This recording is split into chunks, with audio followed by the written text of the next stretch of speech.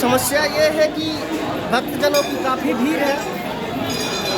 कुछ पार्ट हम आपको दिखाने में असमर्थ हैं, इसके लिए हमें क्षमा कीजिएगा। अगले सोमवार को हम दिखाने की कोशिश करेंगे। जहाँ भी कलावा और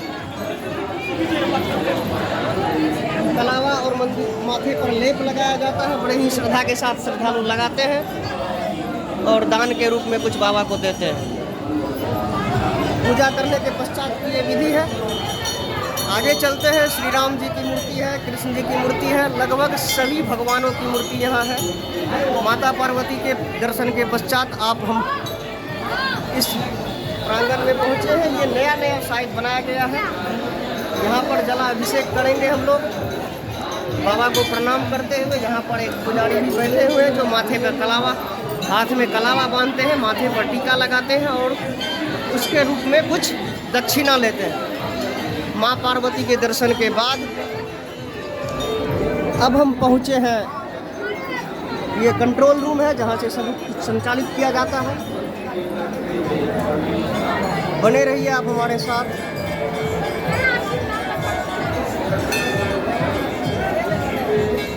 यहाँ भी काफ़ी भीड़ है। दर्शनार्थी सभी भक्तजनों की। मैं कोशिश करूँगा कि आपको, ये भगवान कार्तिक का मंदिर है। माँ पार्वती के मंदिर के पश्चात हम लोग पहुँच चुके हैं भगवान कार्तिक के मंदिर के पास, जहाँ पर जलाभिषेक करके भगवान कार्तिक से आशीर्वाद स्वरूप। ऐसे मत फेंकिए, श्रद्धा से चढ़ाइए। क्या हुआ जी? चढ़ाओ।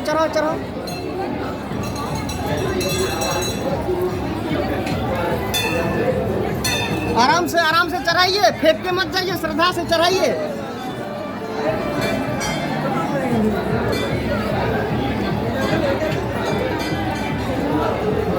भगवान कार्तिक के मंदिर के आगे हम लोग बढ़ रहे हैं और इसके बाद ये गणेश बाबा गैरव मंदिर है। ये इसको हम आपको दिखा रहे हैं।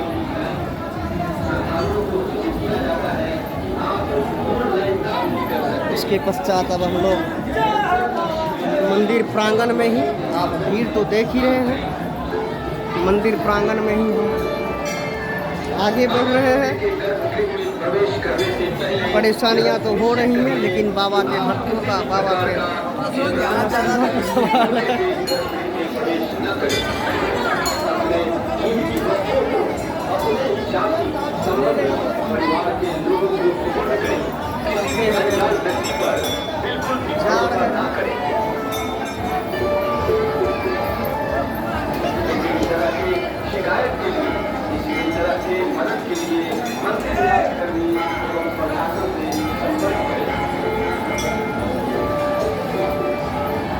अब हम लोग पहुँचे हैं, लगभग हमने मंदिर के प्रांगण का 70% हिस्सा कवर कर लिया है। अब आते हैं हम राम जानकी मंदिर के पास।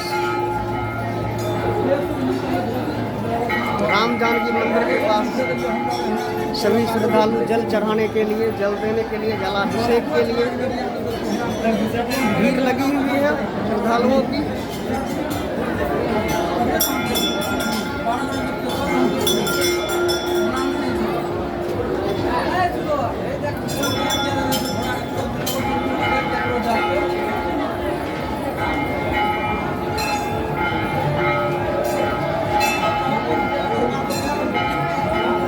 हाथ दुखने लगा है दोस्तों, लेकिन बाबा की कृपा बनी रहेगी तो हम मंदिर का पूरा हिस्सा आपको दिखा पाएंगे। ये है श्रृंगी ऋषि, जिसके नाम पर सिंहेश्वर पड़ा है। वो श्रृंगी ऋषि का ये तपोभूमि था और उनकी ये मूर्ति लगी हुई है। अगर आपको ठीक दिख रही हो तो ये देख लीजिए। श्रृंगी ऋषि पूर्ण जागृत एक शक्ति पूज्य ऋषि है, अतः इनका पूजन सिर्फ वेदोक्त विधान से ही करना चाहिए। श्रद्धालुओं से निवेदन है कि जल, पुष्प, सिंदूर आदि न फेंके, इससे श्रृंगी ऋषि को पाप होता है। कृपया शांत और शुद्ध मन से हाथ जोड़कर नमन और आराधना और इसकी इष्ट पूर्ति की उनसे कामना करें। इस पर पुष्प नहीं फेंका जाना चाहिए। श्रद्धालुओं को इसकी जानकारी होनी चाहिए थी। ये माता जानकी का मंदिर है, राम जानकी का मंदिर है। हमारे आराध्य पुरुषों में उत्तम पुरुषोत्तम जिसको हम कहते हैं, ये राम जानकी के साथ बजरंग बली की मूर्ति है। यहाँ पर हम जलाभिषेक करते हैं। बोल बम! इसके पश्चात हम मंदिर के दूसरे हिस्सों में जाएंगे।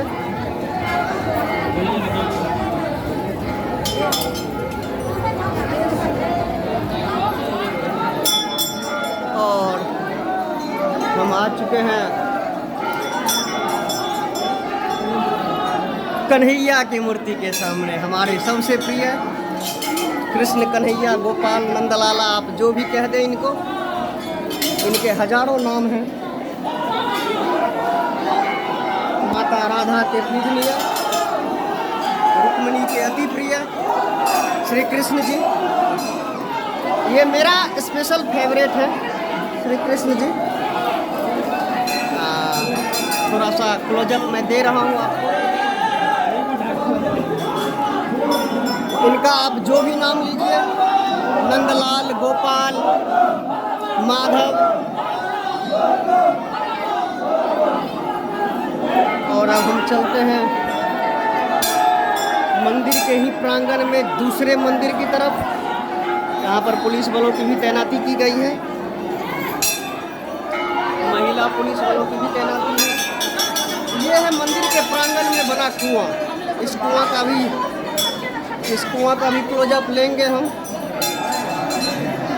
पहले आगे बढ़ते हैं हम लोग। ये वीडियो थोड़ा लंबा हो गया है, लेकिन कोई बात नहीं, आगे बढ़ते हैं। अभी तक हमने बाबा का 80% एरिया, मंदिर के प्रांगण का 80% एरिया कवर कर लिया है। ये श्री राधा कृष्ण की मूर्ति है जो मेरे अति दिल के करीब है, बहुत ही प्रिय। हमारे नंद गोपाल, अरे धक्का नहीं देना भाई। ये गणेश जी की मंदिर है। कहा जाता है कि गणेश जी की पूजा सबसे पहले होती है। वही गणेश जी जिसका नाम गजानन भी है, जिसको हम लंबोदर भी कहते हैं। मंदिर में अंधेरा होने की वजह से क्लोजअप पिक्चर साफ साफ नहीं आ रही है। यहाँ पर हम जलाभिषेक कर देते हैं। बोल बम! यहाँ पर देखिए पंडित जी एक आदमी को कलावा बांध रहे हैं। इसके आगे बढ़ते हैं। चलिए चलिए चलिए, कुआं के पास चलते हैं।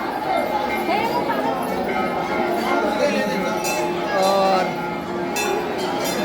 लगभग पूरा मंदिर का क्लोजअप हमने ले लिया है।